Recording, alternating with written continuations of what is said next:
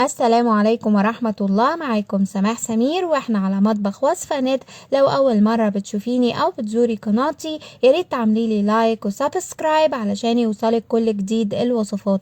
النهاردة إن شاء الله هشارككم طريقة عمل المنين السادة أو القراقيش. زي ما احنا شايفين قد ايه شكلها حلو جدا وشهي. هنعملها بعجينة ناجحة 100% ومقادير ومكونات جدا بسيطة. من نفس العجينة دي هنعمل كمان قرص اليانسون. الحقيقة بتبقى من المخبوزات اللي فوق الروعة، ريحتها بتملى المكان وبتفضل أيام طرية زي ما هي كده. أتمنى الوصفة تعجبكم. يلا بينا نشوف المقادير وطريقة التحضير.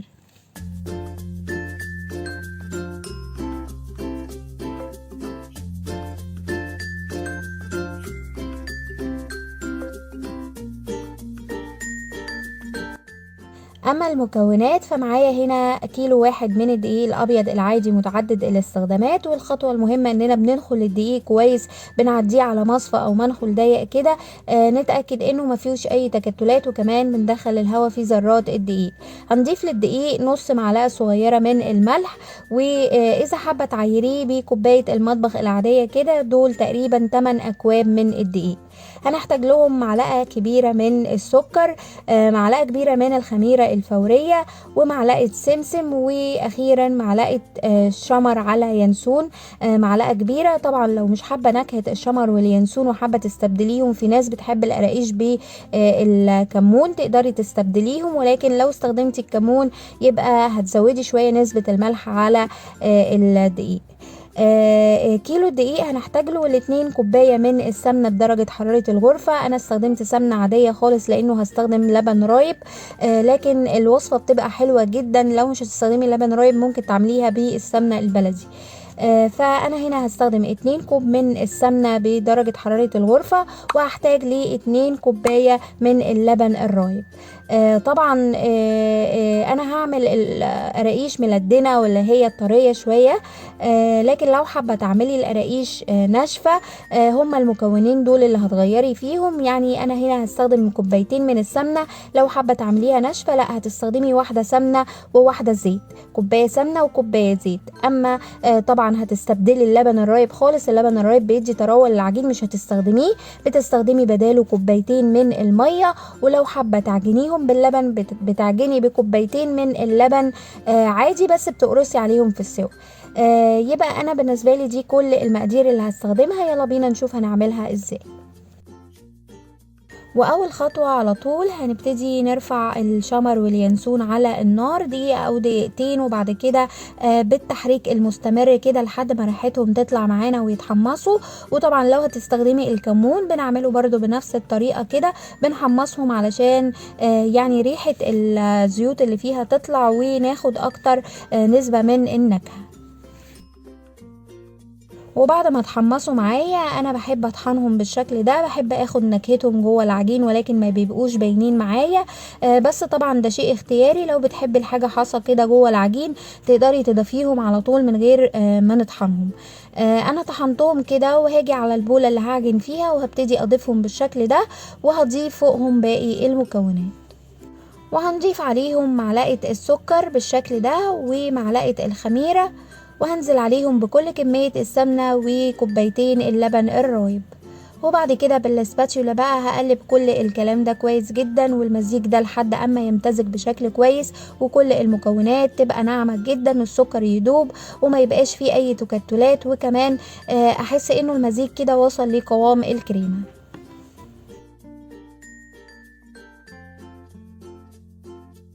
وشايفين كده بعد ما المكونات امتزجت بشكل كويس، هبتدي بقى هنا في المرحلة دي اضيف الدقيق شوية بشوية، وبرضو هقلب بالسباتشولا كده وادخل كمية الدقيق اللي بنزلها على المزيج.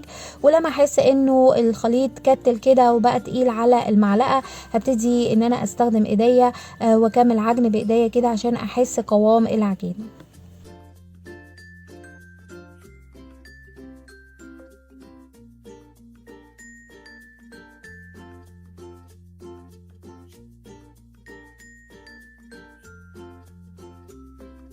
وفي المرحلة دي زي ما احنا شايفين العجينة اتشكلت معايا واتكونت، وهنا كده تقريبا انا استخدمت الكيلو دقيق واتبقى معايا معلقتين كبار. وطبعا ده بيبقى حسب نوع الدقيق، يعني بالنسبة للسوائل اللي استخدمناها ممكن تستخدمي الكيلو كامل او يتبقى معاكي معلقة كبيرة او معلقتين بالشكل ده.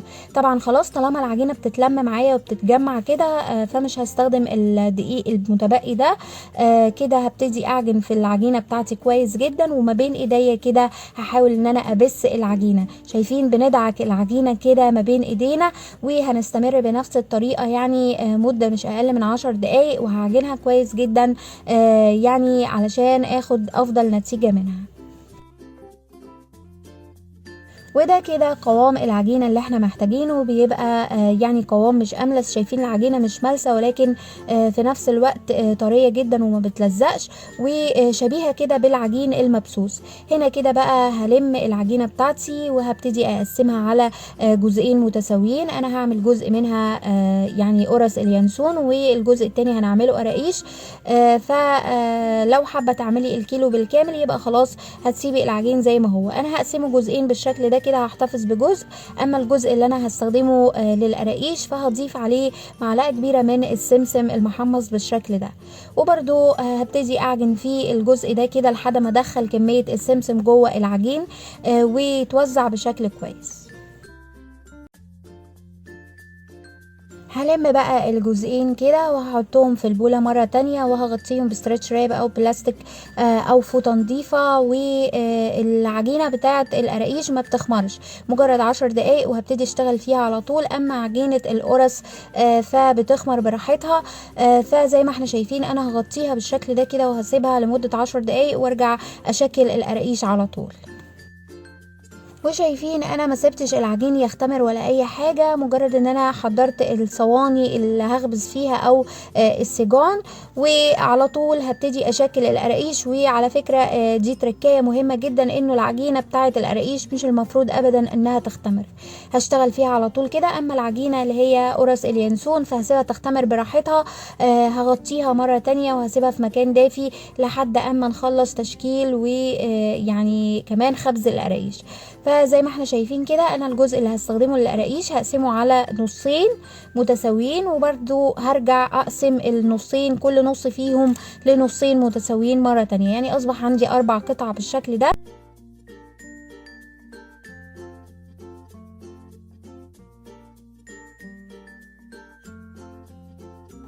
وكل قطعة فيهم هنعمل هنشكل منه رول. لو حسيتي انه العجين مش ماشي معاكي على الرخامه تقدري انك ترشي رشه بسيطه من الدقيق بالشكل ده كده. طبعا فيها كميه دهون كويسه فممكن قوي انك تحسي انها مش ماشيه معاكي تحت ايديكي. فجزء بسيط من الدقيق كده ورول زي ما احنا شايفين على قد ما ياخد جزء العجين اللي عملتيه. وبعد كده هبتدي ان انا ممكن تبططيه بايديكي، او انا بفضل ان انا اعمله بالنشابه بشكل مستطيل او بيضاوي يعني طويل بالشكل ده، علشان النشابه بتديله سمك واحد. وهنا كده طبعا ما بنخليش العجينه رقيقه، بيبقى ليها سمك يعني مناسب. وبعد كده بالسكينه بقى او بالقطاع ببتدي اقطع القراقيش بالحجم اللي انا محتاجاه. وكل اللي هنعمله بعد كده نفس التشكيل وبنفس الطريقه. كل الكميه العجين اللي معايا بنعمل منها رول ونرجع نقطعها بالشكل ده كده.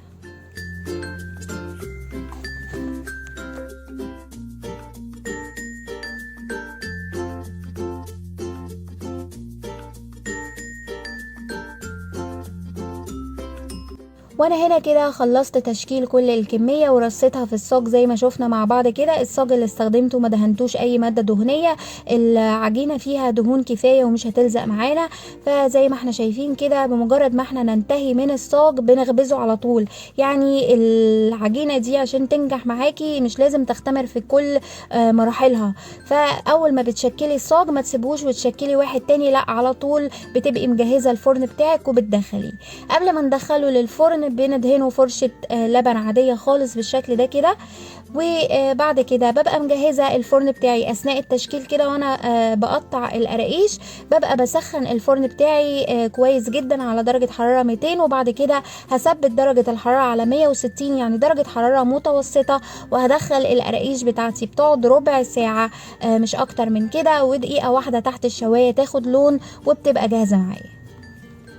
وده شكل القراقيش بعد ما طلع من الفرن. وخلي بالك انها بتاخد لون من تحت بسرعة جدا، يعني بدءا من 10 دقايق كده بتبتدي تبص عليها، لو اخدت لون كويس من تحت خلاص، مش لازم تقعد الربع ساعة بالكامل. بنبتدي نفتح عليها الشواية تاخد اللون كمان من فوق، وبكده تبقى جهزت معانا. شايفين شكلها حلو جدا. طبعا انا هسيبها هي دلوقتي سخنة، فهسيبها تبرد تماما، وفي الوقت ده بقى هنبتدي نشكل قرص اليانسون. طبعا عجينة القرص بتبقى اختمرت بالشكل ده، شايفين اختمرت بشكل كويس جدا. وهبتدي ان انا يعني اخد منها قطع صغيرة واشكل منها كويرات. طبعا القطعة اعمليها بحجم القرصة اللي انت حباه، سواء كبير او صغير زي ما تحبي، بس معروف ان قرص اليانسون بتبقى يعني حجمها صغير وفي نفس الوقت رقيقة، ما هياش بتبقى سميكة. فزي ما احنا شايفين بالحجم اللي تحبيه كده. وهنعمل كور بالشكل ده، وبالنشابة بنفردها بشكل دائري، ونبتدي نرصها في الصاج. وبرده الصاج مش مدهون اي مادة دهنية.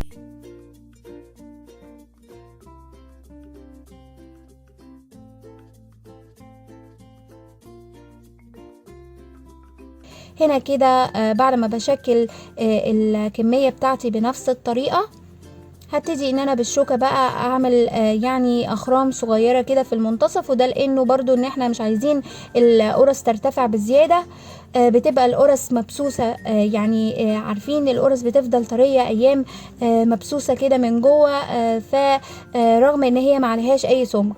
فبالشكل ده كده هخلص كل الكمية، وبرضو بدهن وشها بالحليب او باللبن، وبدخلها على درجة حرارة متوسطة بتقعد نفس الفترة، بتقعد تقريبا من 10 دقايق لربع ساعة وبتبقى جاهزة. وطبعا بفتح عليها الشواية تاخد لون من فوق، وخلاص كده بتبقى جاهزة معايا.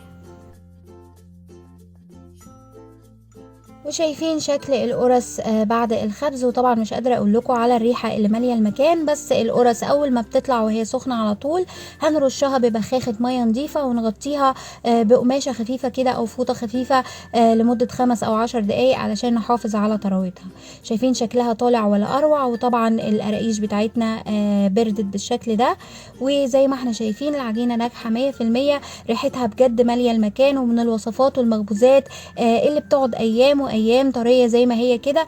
وحتى القراقيش بتقعد ملدنه زي ما هي. طبعا لو عملتي كميه منها وحابه تحتفظي بيها، فانا بحتفظ بيها في اكياس بلاستيك، وبفضيها كويس من الهواء، وبقفلها بشكل كويس او محكم. ولو عندي مكان في الفريزر بقدر ان انا احطها كمان في علب. فزي ما احنا شايفين في الاكياس البلاستيك كده، وبحتفظ بيها. بطلعها وقت الاستخدام، ممكن تطلعيها من بالليل لتاني يوم لو هتستخدميها، وممكن تطلعيها يا دوبك ساعة او ساعتين تفك تماما، او يعني التبريد بتاعها يروح تماما، او دقيقة واحدة في الميكروويف يعني اللي تحبيه، وتبقى جاهزة معاكي. اتمنى تكون الطريقة عجبتكم، وصحة وهنا على كل اللي هيجرب الوصفة. ولو عجبتكم ما تنسوش تعملوا لي لايك وشير وسبسكرايب. اشوفكم على خير، والسلام عليكم ورحمة الله وبركاته.